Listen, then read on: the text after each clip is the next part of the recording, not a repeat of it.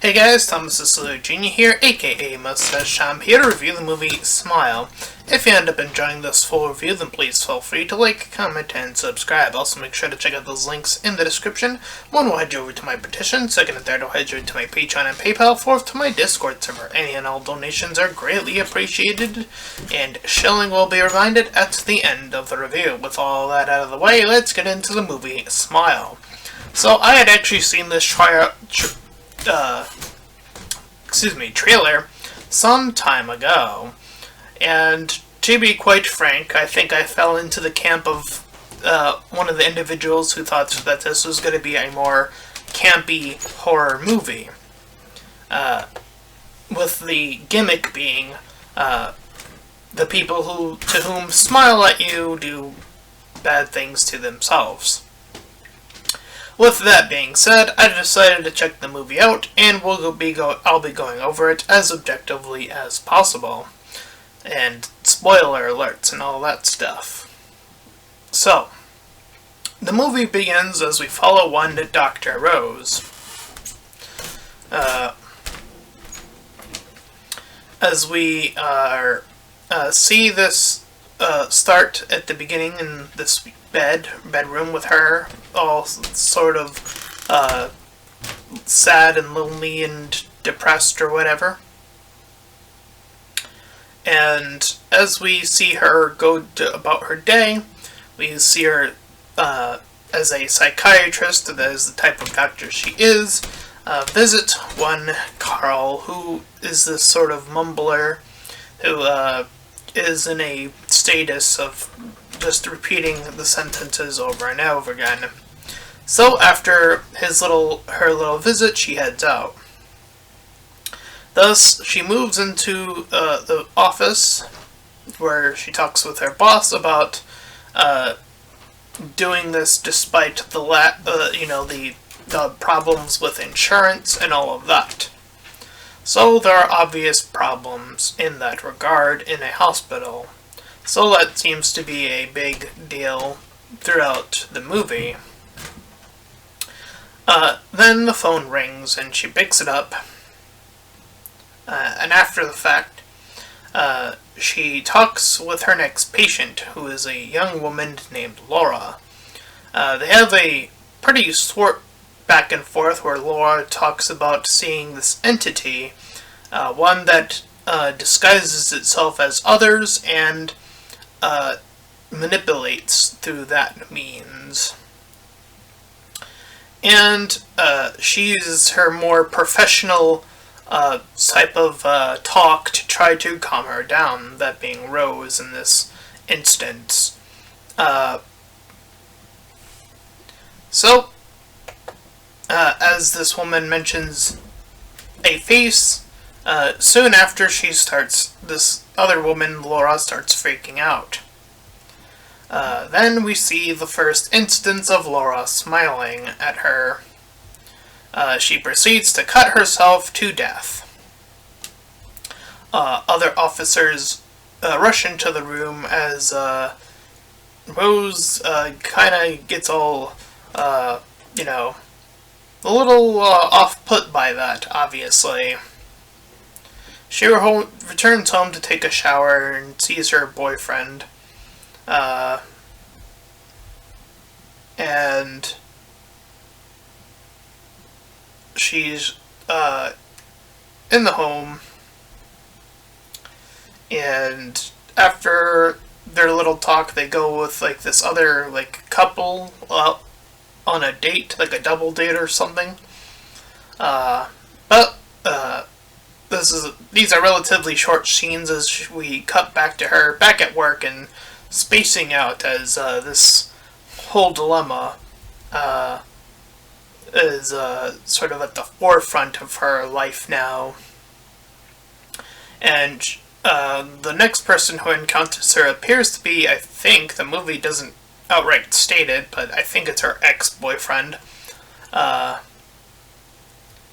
And she's now starting to investigate a similar case that seems to ring very close to this Smile case that she was just witness to. she then proceeds to pass by one of her patients, Carl, who goes through the smiling phase. And she calls in some backup, and it seems to be a sort of fake out of sorts.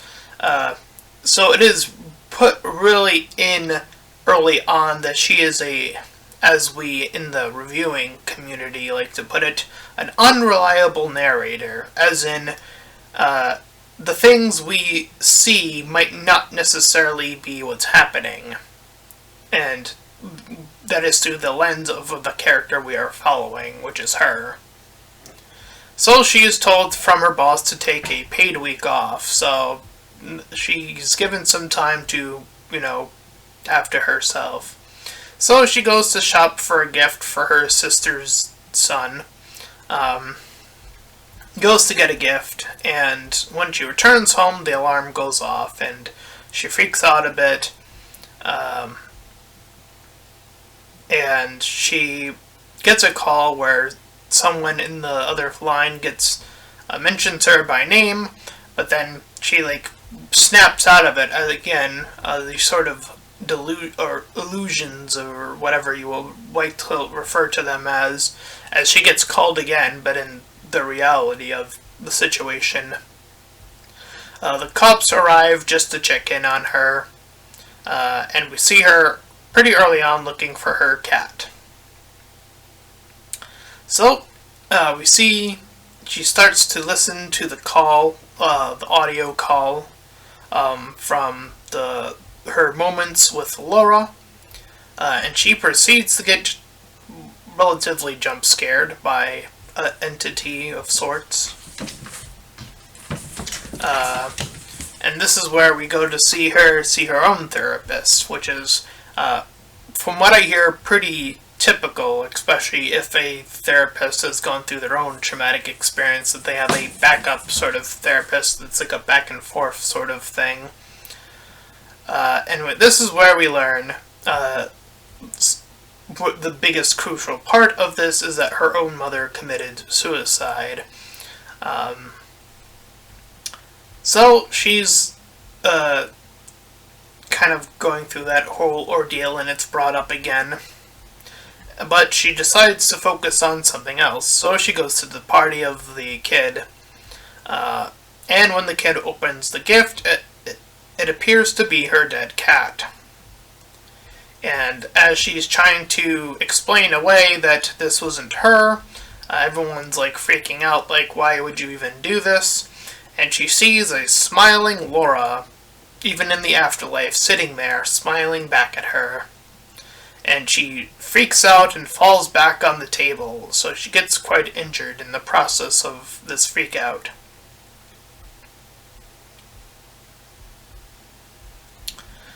So she sort of zones out of her little situation, and with her friend, and when she returns home, or with her boyfriend, she starts to begin to try to explain away the situation that she's starting to fall into, this situation. And this is where we get one of those cliches of the partner does not believe the person making the accusation, or the claims that something is happening. This is very, very common in a lot of horror movies. So this lines up pretty relative to a lot of horror cliches, but it is very fitting for this type of situation. Since it's more of a entity of sorts, we don't know exactly what it is quite yet.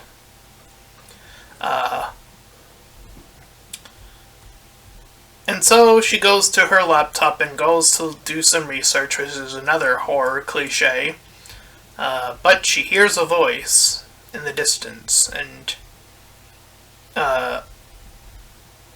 she, after, seeing that there's not much going on, she checks to see this similar situation to the one she's in, and is sort of moving around through So she goes to visit this woman who had a very similar situation happen to someone she knew. So she tries to explain that this thing is, doing the thing that's happened to her boyfriend, and she gets mad at the doctor, our lead character, so our lead, gets kicked out. So she goes to her ex-boyfriend, knowing that her boyfriend doesn't currently trust her, or, is not currently fully believing in her, and she just got through with this whole situation, which ended up sort of being a dead end anyway. So she wants him to sort of dig up some info. We get told that her boyfriend's name is Joel. So, she doesn't really tell him much. Doesn't really tell him the truth after doing some slight digging, which is a little understandable. I mean, her husband already didn't believe her, and she just got, sort of downplayed again, so it sort of has a flow of like, yeah, okay. And I know I could say, well, just talk as a response that is very typical of like, well, there are certain situations where that wouldn't be the case, so it's hard to say. Anyway, so her husband, or her current, husband, talks or calls the therapist over, and they try to both talk to her.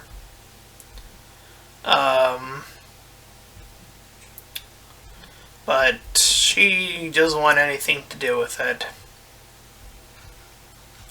So instead, she goes to her sister and tries to explain the situation to her, and her sister also doesn't believe her. This is where we see her sister come up to the door and do like a weird spring head thing, twisty head thing. It looks really weird, point being. So she kind of goes back to Joel, not knowing who else she can rely on now that she's lost another person.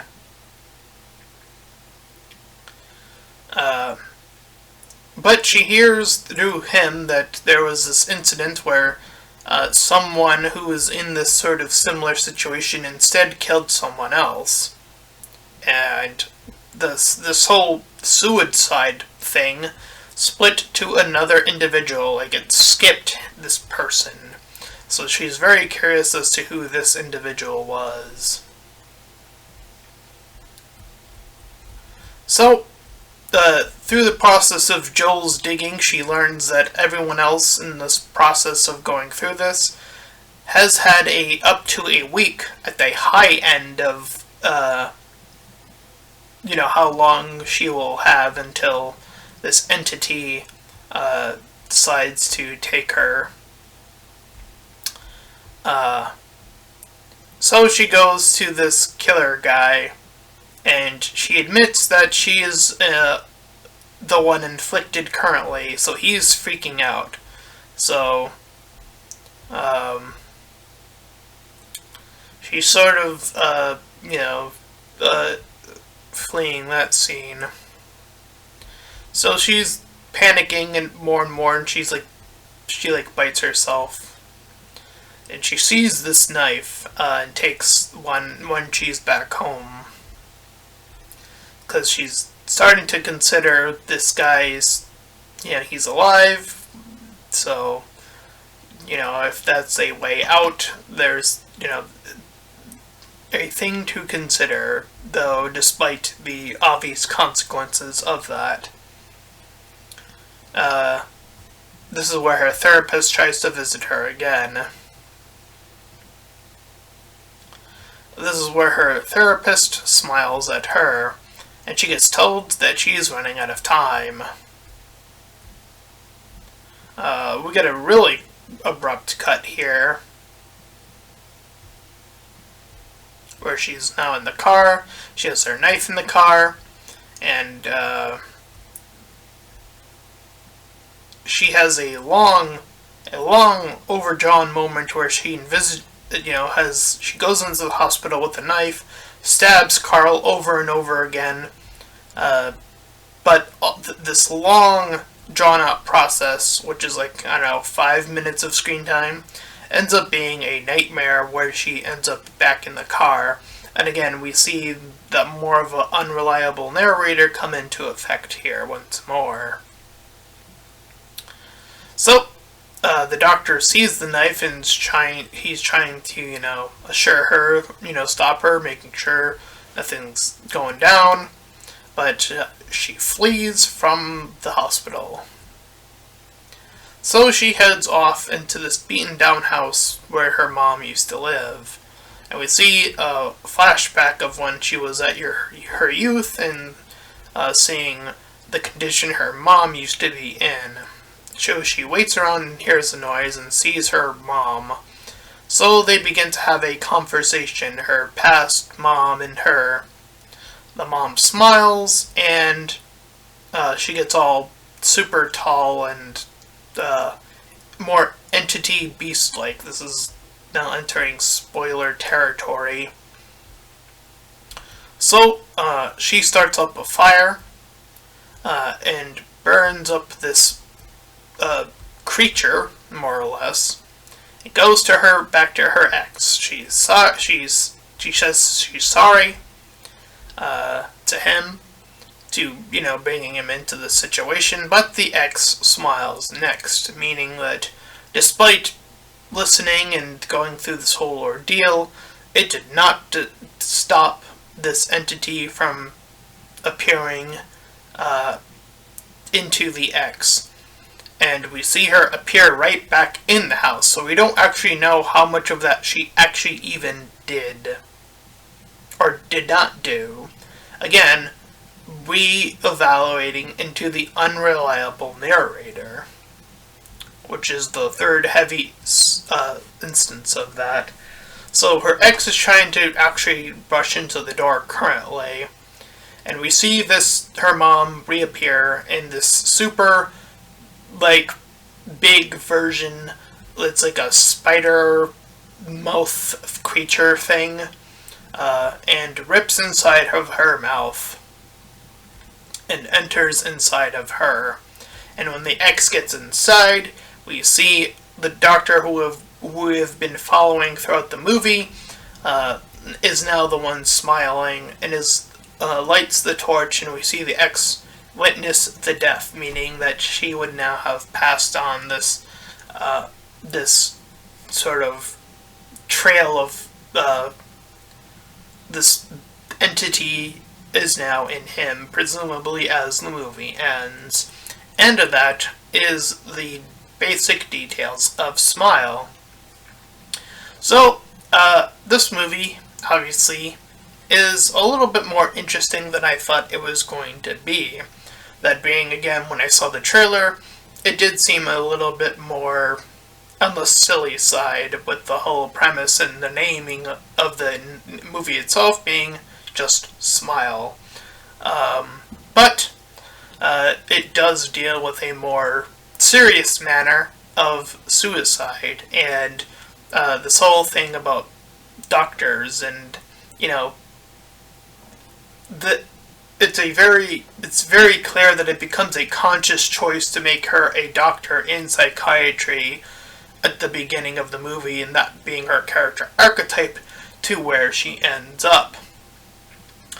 We see, because it's a movie that pretty much follows this pretty heavy descent of this, as well as sort of making a sort of statement on the hospital, insurance and all that more complex stuff about, how should you treat patients, and especially when it comes to suicide and all that stuff, because that adds another layer of complexity on top of that, and how much that costs and all that stuff, and insurance, and it really, really builds on these things on top of each other. So it is really interesting to see the movie start out in this perspective of someone who's treating it as a very clinical, and she's the one who is in the doubt because she's following the very common, like, try doing this, trying to help this Laura individual at the beginning of the movie to try to get her to, get out of that state of mind. However, again, as we clearly see, since it is an entity, in this sense, it goes beyond that, and when she is now gone, and it passes on to our main character, we see that descent take place. We see how far she falls, we see through her relationships, through her current boyfriend and her sister, how much other people that she's really close to in her own personal life don't believe her, and now she's kind of more and more becoming like this Laura character as we saw at the beginning. And we see her at the end of the movie sort of try to take her own approach to see if she can resolve this in a way that doesn't end with her killing someone else. Because that would also jeopardize her position as a doctor, one, and two, as someone who just doesn't want to do that. So there's the additional thing on top of that. However, through the entity's strength and overwhelming ability to manipulate, it affects her as well at the end of the movie, and then it passes on to the next individual, which is the ex-boyfriend. And that is how the movie ends. So, I will say, I think this movie is actually pretty strong, which is something I haven't seen in a horror movie in quite a long time, if I'm being quite frank. And one of the things that I think greatly help this movie is that we are following a character. Like, yeah, it's so bizarre to have to say that is the mark of something spectacular in this day and age in 2022, but here we are. We have to say, damn, we actually get to follow a character in a horror movie, for fuck's sake. Thank you. And her performance really carries this entire movie, pretty much. It's a really, really strong performance of, the believability of someone who was once the clinical person, and seeing her become more and more desperate as to being like, this thing is like, it struck so fast that it was like a switch. And I actually do believe that. I think that the intense pace actually does work in that way. And typically it might not, but I think the execution here was actually really well handled. From her, again, being that more clinical character to being, when she experienced the suicide, she was already off-put by that alone, and then you just layer on that she's now being afflicted by the similar events, and just when she's doing the research, it's piling up, and we have her have that one person that's like at her side, which is her ex-boyfriend, find even more cases, so it's definitely a instance of this rather rapid decline of from someone who is in this more clinical state of being to being someone who's very desperate of need and being, and that more and more unreliable narrator type story also really benefits this type of story. Because it juxtaposes every other character's reflection on her.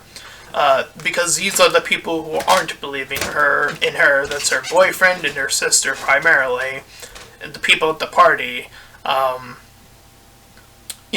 of these sort of naysayers. And when you see the snap back to the reality, it's like, well, yeah, I mean, a person from the outside, aka like the boyfriend or the sister, probably wouldn't believe that unless it was them that was going through that exact situation.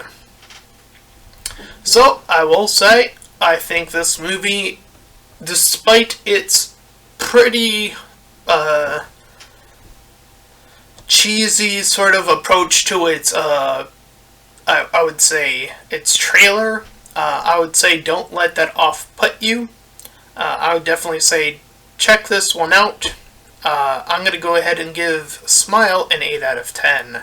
I think that this is one of the better horror movies I have seen in quite a long time. I don't remember the last horror movie where I reviewed it and gave it anything above a 5, honestly. So, again, pretty high recommendation from me in this regard. So with all of that out of the way, that is my full review of Smile.